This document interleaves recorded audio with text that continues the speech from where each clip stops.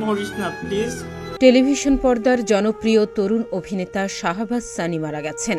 অভিনেতার মৃত্যুর খবরটি নিশ্চিত করেছেন অভিনেতা জিয়াউল ফারুক অপূর্ব। সামাজিক যোগাযোগ মাধ্যম ফেসবুকে তিনি এক পোস্টে মৃত্যুর বিষয়টি নিশ্চিত করেন।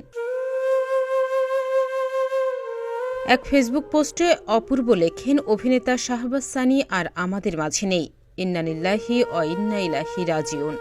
সবাই সানির জন্য দোয়া করবেন। অপরদিকে নির্মাতা ইমরাউল রাফাত ফেসবুকে অন্য একটি পোস্টে লিখেছেন, আমার ভাই শাহবাজ সানি আর আমাদের মাঝে নেই। ইন্না লিল্লাহি ওয়া ইন্না ইলাইহি রাজিউন। ঢাকা স্পেশালিস্ট হাসপাতালে রাত ৩টা ৩০ মিনিটে ইন্তেকাল করেছেন তিনি। নির্মাতা ইমরাউল রাফাতের কাছে আসার পর নাটক দিয়ে শোবিজে যাত্রা শুরু করেছিলেন শাহবাজ সানি।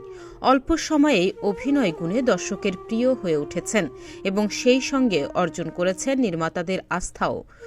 চরিত্রা অভিনেতা হিসেবে কাজ শুরু করলেও এর মধ্যে কেন্দ্রীয় চরিত্রেও অভিনয় করেছেন তিনি। ২০১৮ সালে আব্দুল্লাহ নাটকে তাকে প্রথমবার কেন্দ্রীয় চরিত্রে অভিনয় করতে দেখা যায়। তাহনিয়া ইয়াসমিন, প্রতিদিনের বাংলাদেশ।